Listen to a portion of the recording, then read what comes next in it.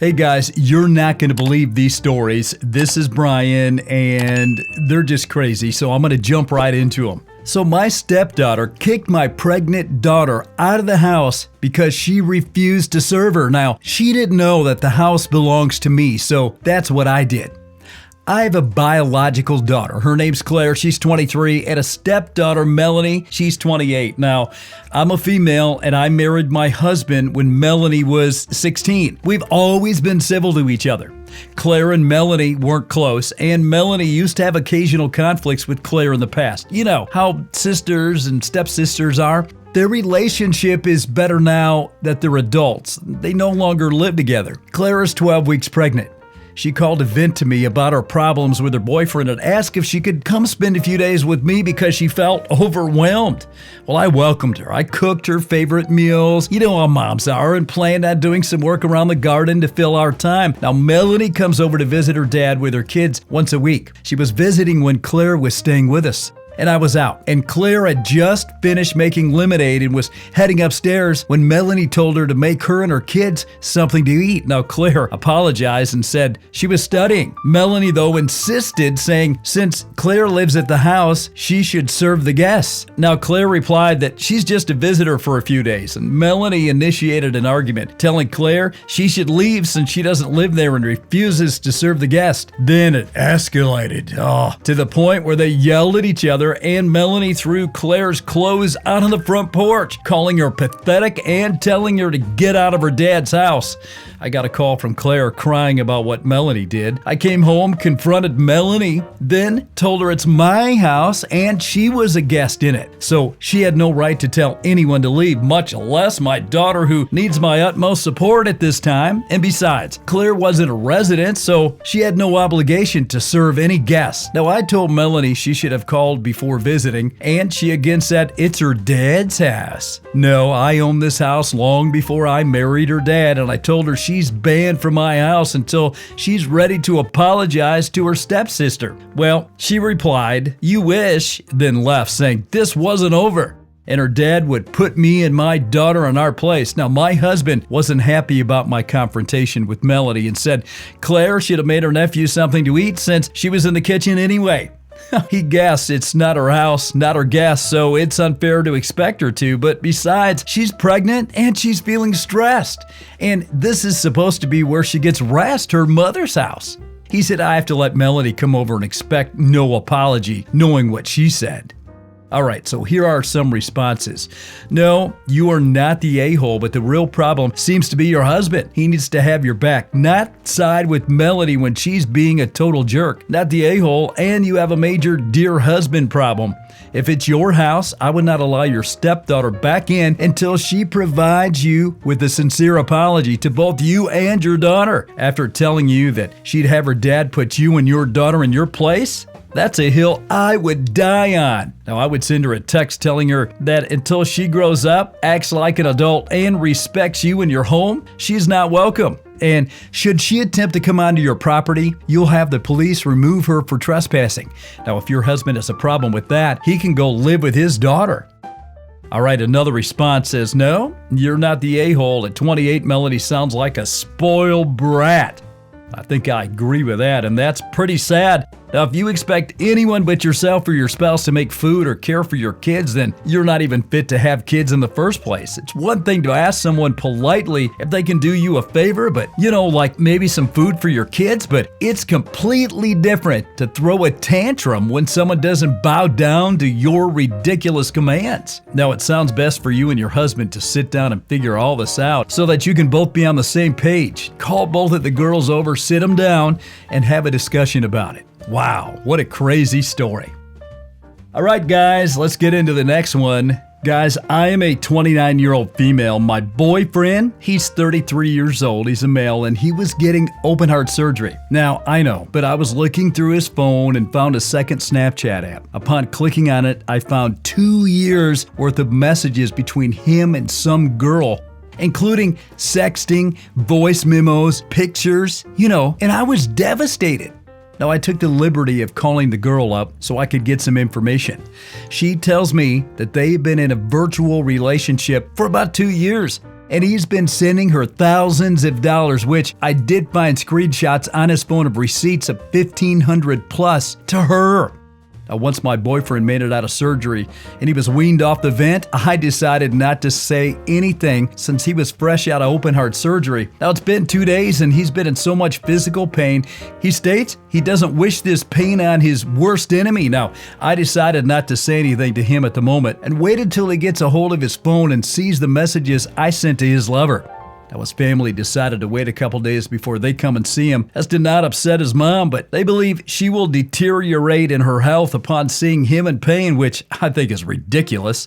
Now, his brother entrusted me to my boyfriend's care, and so am I making the right call and waiting until he physically feels better? I mean, I've already decided I'm ending this relationship. No ifs, ands, or buts, that's for sure, but should I tell his family what he did? Okay, let me give you an update here. I want to share what happened after surgery. The day following the operation, which was Friday, he expressed his gratitude for my support and said he didn't know what he'd do without me. He kept saying how much he loved me, and he promised that once he left the hospital, he would make things right by marrying me and apologizing for the years of all the waiting for marriage. Although I was aware of his infidelity, I stayed silent, unsure of how to respond, really.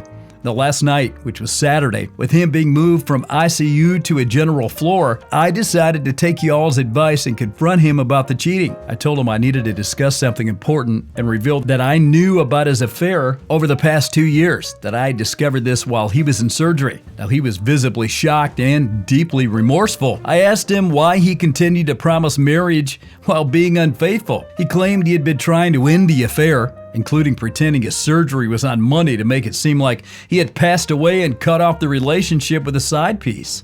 Now, I questioned why he waited so long to act, and he admitted to feeling guilty but didn't provide a good enough explanation. So at that point, I was done with the conversation, and I suggested he call her to take over his care. I had to leave for work anyway. And while I haven't yet informed his family, I plan to do so once I have time to process everything, So thank you all for your advice. All right, so a final update on this whole thing.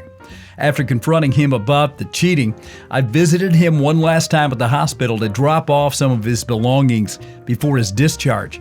He apologized for his actions, admitted that he was stupid and took me for granted, though I asked him if he had spoken to his side piece. And he said he hadn't, but was trying to end that relationship, even deleting his Snapchat account. Whether this was true or not, it didn't matter to me, as it wouldn't have changed my decision to leave him. He broke down in tears, and I advised him to seek therapy for his issues with lying and sexting and giving money to other women. I told him I didn't hate him and that I forgave him for my own peace of mind, but that our relationship was over. Now, later that day, I informed his brother about the situation. His brother responded, "Hi, this is totally unexpected, so I'm not sure what to say, but I'm sorry for the harm he's caused you. I'll speak to him once he's back to normal." And that was the end of it. So I'm feeling a little better at the moment, but I understand that this will take time to heal. I thank God I found this out now as opposed to waiting until after we got married and started having kids. Now, I greatly appreciate all y'all's comments and encouraging words. You'll all have helped me tremendously. God bless. Wow, what a story, huh? Well, let's get into this next one. It's as good or better. I am in my early 50s, and I have 2 sons. One is 30, and the other is 25. Now, my oldest lived with his girlfriend for 6 years. My youngest was single. Well, there came a point when my youngest needed a place to live, so my oldest and his girlfriend were kind enough to allow him to move in and rent a room from them. So about a year into the arrangement, my youngest started a relationship with this girlfriend on the sly. Wouldn't you know it, the worst case scenario occurred, and my oldest walked in on my youngest fooling around with his brother's partner. Now, I'll not go into details about the devastation and ruin this has caused the family. Just try to understand that it is similar to death in the family. I simply cannot properly convey how complete it is. This destruction of my family. This transpired a little over a year ago now, and the pain is still very fresh. Very recently, within the last 2 or 3 weeks, I was notified that they are in love and happier than they've ever been. Blah, blah, blah, blah. Now, my youngest son proposed and she accepted. Now, I think I have hyper empathy syndrome, and all I can think of is about the pain and hurt my oldest son may feel whenever he learns of this development. He really loved that girl. Now, my question is this. Should I tell my oldest son that his brother and his ex-girlfriend are engaged and planning on getting married? I mean, come on. Or should I let him learn this info on his own? Now, for some reason, I feel like it would be more respectful to give him a heads up rather than have him find out later through a friend of a friend or of the family. Or is that an insensitive approach? And would it just reopen a wound that is still healing? I mean, thank you in advance for any genuine advice you may give. Okay, so this next story, guys, I'm a 22-year-old male in college and my girlfriend and I've been dating since March 2024. I love her deeply. And I see a future with her, frankly, but I made a terrible decision and I didn't mean for that to happen.